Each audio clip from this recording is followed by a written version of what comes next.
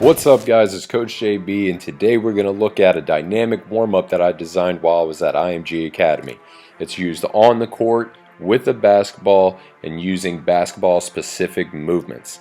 Let's check it out.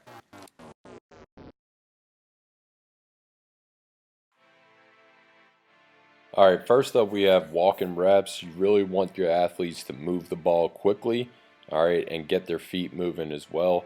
We're working on getting the blood pumping through the body and warming up the hands.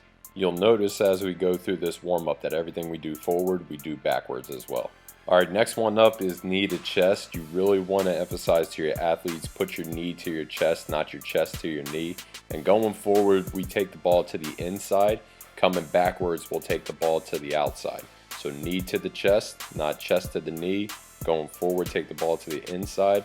Coming backwards, we take the ball to the outside. Some people will say that this doesn't really make a difference. Personally, I like to work on ball handling skills while going through the warm-up. Now in this next one, we're doing the quad stretch. This is another one where philosophies tend to, blend a little bit. A lot of strength coaches will tell you to grab the foot and pull up because it gives you a bigger stretch in the quad. Personally, I always feel this in my ankle and my knees, so I'm more on the lines where I want to protect the knees and the ankles since they do get injured so much. So I always tell my athletes to grab just above the ankle on the shin and stretch their quad that way.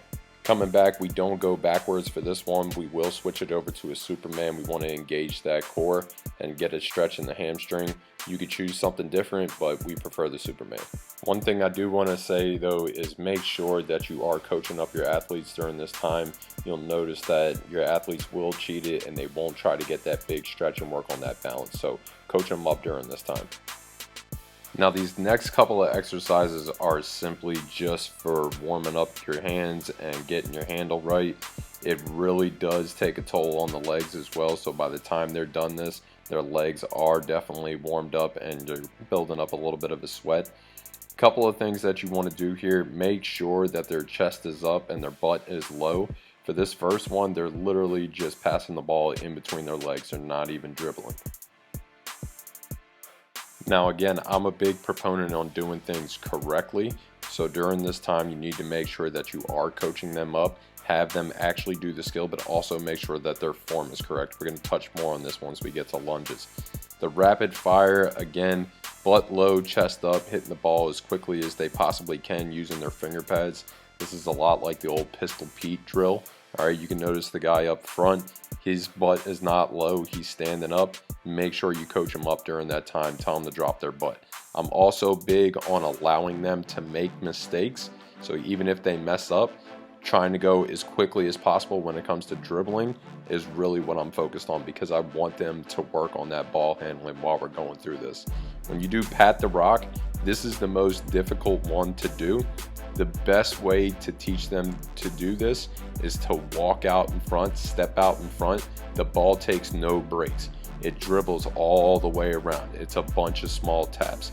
Coming backwards, we always go to the outside. So again, coach them up, focus on their form, and tell them that it's okay if they mess up while dribbling. Just focus on getting that handle quicker and tighter. Alright, so next up we have lunges. Lunges are huge in the game of basketball. Every time you go to take off into a sprint, you're lunging. If you're not focusing on lunges, you're not doing your job as a coach, whether that be strength or basketball coach. So make sure you focus on this. Tell them to have their chest up, and their chest should be behind their knee, and their knee should be behind their toes. Focus on this, make sure that they do it correctly. This is also another great time to work on their guard hand protecting the ball. Remember, going forward, we take the ball through the inside of our legs. Coming backwards, we take the ball to the outside. It's huge to focus on their form. Focus on it. I'm saying it multiple times, so this way you really do it. I'm all about preservation and saving the knees because that's huge and it keeps us in the game. So again, focus on their form, chest behind their knee, knee behind their toes, and then again, you get to use this time to work on their guard hand and working on their balance.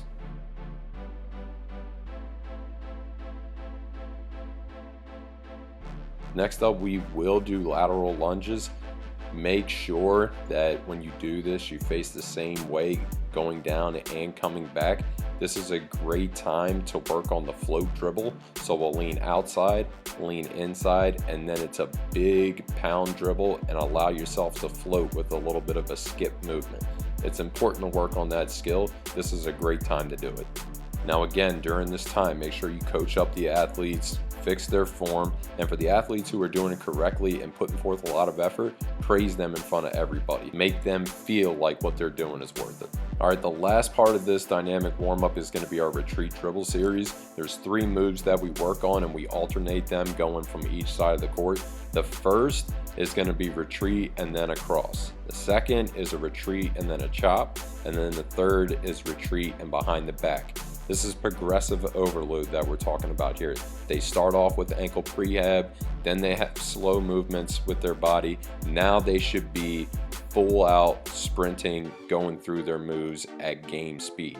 Coach them up during this time. For all the athletes who were doing the right thing, who were going hard and working on game speed moves, coach them up and praise them in front of everybody, and make sure everybody understands this is not a time just to relax. We're going hard, we're getting better, we're being prepped and ready to go for the game or the practice. Now this last part is completely optional. I just wanted to give you a warm-up game if you want to use it at the very end. I know my athletes love playing it, and it's a lot of fun. Let's check out this one. Gray, stand on this side. White or gray, stand on this side. Blue, black, red, everything over here. All right, yeah, if you want, Randy can be in on this side, that's fine. All right, so you guys have played this game once before. This is called team handball, okay? You cannot dribble. You cannot dribble. All right, you have to use your pivots. You can pass, all right, to your teammate. You're trying to complete 5 passes in order to get a point. The first team to 5 points wins. All right, now understand that if you throw here, you can't throw directly back to that person. You have to throw it to a new person.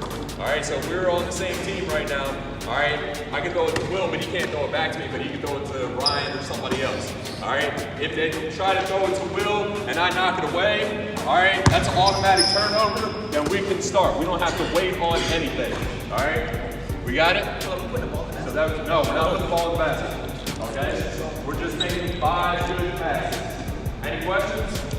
No? All right, 1, 3, 4, turnover.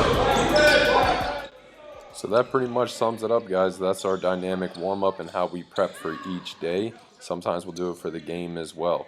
If you have any questions, feel free to reach out. Just, again, remember, work hard, work smart, work consistent, and keep your mind where your feet are.